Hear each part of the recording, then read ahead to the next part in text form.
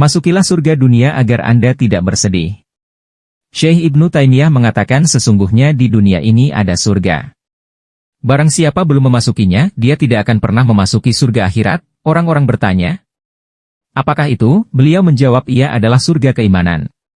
Ketika di penjara pun beliau tidak ada rasa sedih sedikit pun, malah beliau menganggap penjara itu adalah halwat. Jika dibunuh, beliau menganggapnya sebagai syahid dan jika diusir beliau menganggapnya sebagai tamasya. Ketika di penjara beliau berkata, orang yang terpenjara adalah orang yang dipenjarakan hatinya dari Tuhannya. Orang yang tertawan adalah orang yang ditawan oleh hawa nafsunya. Ketika beliau memasuki penjara beliau melihat dan membaca suatu ayat Al-Quran surat Al-Hadid ayat 13 yang artinya, lalu diadakan di antara mereka dinding yang mempunyai pintu. Di sebelah dalamnya ada rahmat dan di sebelah luarnya dari situ ada siksa. Beliau berkata, demi Allah saya tidak pernah melihat seorang pun yang lebih nikmat kehidupannya daripada dirinya. Padahal beliau ditimpa kesempitan hidup, jauh dari kesejahteraan dan kenikmatan di penjara diancam dan disiksa. Akan tetapi beliau tetap menjadi orang yang paling nikmat hidupnya, paling lapang dadanya, paling kuat hatinya dan paling bahagia jiwanya. Sinar kenikmatan terlihat jelas di wajahnya. Jikalau kami ditimpa ketakutan luar biasa, dugaan buruk dan bumi menjadi sempit kami pun mendatanginya.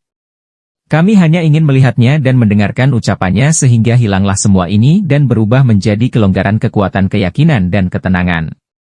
Maha suci Allah yang memperlihatkan surganya kepada para hambanya, sehingga dia membukakan bagi mereka pintu-pintunya dari Dar al-Amal kemudian memberikan kepada mereka ruhnya, anginnya dan wanginya, semua itu membangkitkan kekuatan mereka untuk mendapatkannya dan berlomba-lomba menggapainya. Allah Ta'ala berfirman dalam surat An-Nahl ayat 97 yang artinya, barang siapa mengerjakan amal saleh baik laki-laki maupun perempuan dalam keadaan beriman, maka sungguh akan kami berikan kepadanya kehidupan yang baik dan sungguh akan kami beri balasan kepada mereka dengan pahala yang lebih baik dari apa yang telah mereka kerjakan. Suatu kenikmatan yang sangat luar biasa sekali dari Allah Ta'ala yang dianugerahkan ke dalam hati hambanya, sehingga dari besarnya anugerah itu, sampai-sampai siksaan dohir atau fisik itu tidak sebegitu terasa. Di zaman sahabat Nabi pun tidak sedikit mereka ketika dipenggal, wajahnya tersenyum dan bahkan ada yang masih bisa bicara ketika kepala dan tubuhnya terpisah. Itulah kenikmatan iman.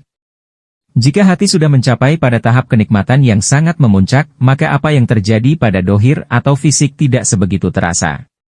Dalam kisah Nabi Yusuf, ketika Zulaiha mengumpulkan istri para pejabat, Zulaiha memberikan jamuan kepada istri para pejabat itu, buah-buahan dilengkapi dengan pisau untuk mengupasnya. Kemudian ketika para istri para pejabat itu semua memegang pisau bersama buah-buahan, maka Zulaiha mengeluarkan Nabi Yusuf dari penjara dan diperlihatkan kepada semua istri para pejabat itu, lalu kemudian para istri para pejabat itu semua melihat ketampanan Nabi Yusuf. Mereka semua takjub dan mereka berkata, Subhanallah, ini bukan manusia, melainkan malaikat yang mulia. Mereka memandang wajah Nabi Yusuf penuh kenikmatan dan ketakjuban sehingga mereka lupa pisau yang dipegangnya mengiris-iris jari jemarinya sampai mengeluarkan darah yang banyak mengalir dari jarinya, tidak terasa sakit dan tidak terasa perih sedikit pun saking nikmatnya memandang wajah Nabi Yusuf. Itulah gambaran kenikmatan dari kenikmatan iman. Seorang ahli hikmah berkata, alangkah kasihan para pemuja dunia, mereka keluar dari dunia, namun tidak merasakan sesuatu yang paling nikmat di dalamnya. Seorang bertanya, apakah yang paling nikmat di dunia? Dia menjawab, mencintai Allah Ta'ala, mengenalnya, mengingatnya dan dekat dengannya.